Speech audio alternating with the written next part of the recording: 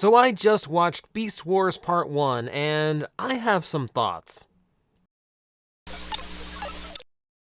Welcome, everyone, to the Beast Wars episode reviews. We are going through the entire series, one episode at a time. Thank you very much to my patrons for supporting the channel so much that they forced me to do this. But I am happy to do it for them. If they wanted to see it happen, they made it happen. Now, there's a few things to establish here before we get into the episode proper, because this is the first time we've done one of these, and there's a few things to cover. For starters, these videos are not going to take the place of the daily content. They are going to be my attempt to keep them bite-sized and to post in the evenings as opposed to the afternoon uploads for my standard content. Today, we're making an exception because there's all this pre-rambling and explanation about how all this is going to work. Also, I'm going to try and keep them as short as possible and keep the editing as simple as possible. In particular, there's not going to be too many visual examples, not only because editing 2 videos a day is already going to drive me up the wall, but also I've had a few weird copyright concerns on YouTube lately, so I'd rather play it a little bit safe here and keep all my visuals to a minimum. Let's see, what else do we have to explain? Okay, so I decided I'm going to have a grading system for these episodes to come at the end, and it's a little bit weird because that's kind of way I like it. It is a 5-tier scale. Masterful, enjoyable, passable, skippable, terrible. All scores are going to be relevant to the series they are in, so a masterful episode of Energon may only rank about a passable here on Beast Wars, which is known to be a better series. It's basically based on the average of what the episodes turn out to be. You know, the lowest Beast Wars episode is going to be a terrible grade, even though in another series it'd probably be completely passable. That's basically what we're going with as far as the grading system it goes. So, let's begin. Let's get some thoughts out of the way about this episode. So, being episode 1, it is a very heavy description episode. We have to have literally every element of this show explained to us. How the beast modes work and why they adopted them. The effects of the Energon, the stasis pods getting launched, the activation commands, and all the stock footage transformations, or stock animation transformations, let's be more exact about that.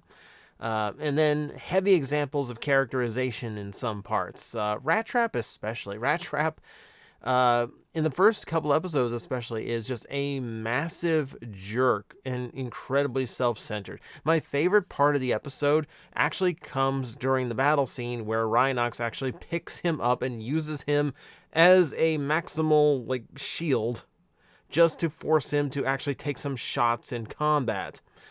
And I mean, and considering later on, Rhinox would call Rat Trap his best friend, and the first time we see them interact in the series, he is literally using him as a living shield.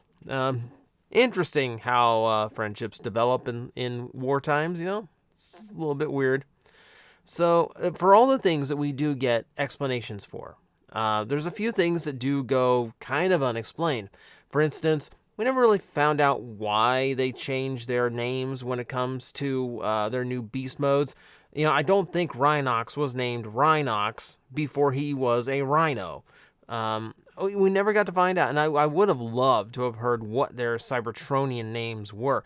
I mean, it's not something that was established in Transformers before. You know, all the characters we saw on in G1 on Cybertron had the same names when they came to Earth. Even Bumblebee, which is weird because that means Cybertronians knew what a Bumblebee was. Which actually is a good point to mention. The Maximals and the Predacons at this point do not know what planet they are on, and what's throwing them off the most is how much Energon is on the planet, but also 2 moons in the sky. So they've ruled out this being Earth, even though the intention was to land on Earth. We'll ignore the part where we can actually see a part of the globe and it looks like they actually landed in Africa. We'll just ignore that part. Ignore that part. This is supposedly an alien world that happens to have a bunch of Earth creatures on it that they are actually familiar with because they're from Earth. Forget all that. We're going to push that to the side, and we're never going to mention that. We're never going to talk about that again. Again, I would have loved to have gotten some kind of explanation. I would have loved some kind of context as to why it is like perfectly okay for everyone to just start changing their names just because they scanned into new alt mode. You never saw like you never saw a transfer like when I'm trying to think of a good example, like Megatron in the movies, like in the live action movies, he goes from jet to tank to semi truck back to jet. You don't get a new name every time. Now, eventually Megatrons would just call themselves Galvatrons for barely any reason, but that's beside the point. And we are going way off topic here, aren't we? You can see how these are going to go. These are just going to be like wild thoughts off the top of my head. I have no control over what's going to happen in these. So let's go to some first that I liked in this episode. So we have Dinobot gets to be the first one to ever transform in the series, and it's also the only time he ever terrorizes. That makes him the only one until Silverbolt to both terrorize and maximize. Ironically, two Scott McNeil characters. Go figure. I guess when you're a quarter of the cast, it actually is not too bad of odds, are they? A lot of the first were by Cheetor, weirdly enough. They were like really pushing him. Of course they were. Kid appeal. He is the first one to speak in the entire series. He is the first one we get to see in beast mode. He is the first one to maximize. He also fires the first shot of the Beast Wars against Waspinator, and actually connects with the first shot as well when he fired on Megatron a little bit later. I will say, for the sake of argument here, and just for the sake of bringing it up, it's always been funny to me just how long him and Waspinator were in their robot modes without suffering from energon buildup. And then all of a sudden, all the Predacons start suffering from the energon fields at the same time. It's, of course, it's creative license. It's exaggeration for the sake of writing the scene. But it also, it inadvertently hints to Waspinator's legendary resiliency in a weird way. It's unintentionally foreshadowing it. And it's also worth mentioning that this being episode 1, a lot of characterization isn't quite what it would be later on. A good example is Waspinator, who is very competent in battle and does not have the more smooth tone that he has later on. It's much more robotic and hard edge to the voice. All of that comes a little bit later, but you know what? For now, it works. It works for now. And then we'll address it at another point. Another part I liked about this was 3 major catchphrases were dropped in the span of about 20 seconds when they were running off to rescue, just before they started off to rescue Cheetor. Well, that's just Prime. Shut up, Rat Trap, and we're all gonna die. 3 phrases that would be heard multitudes of times as we go through the series by a multitude of characters.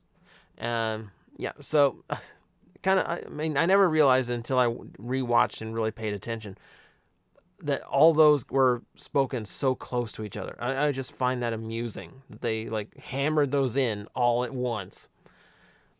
Of course, like I'm glossing over. I'm just kind of like going over thoughts in there. I'm not even like going into like episode itself.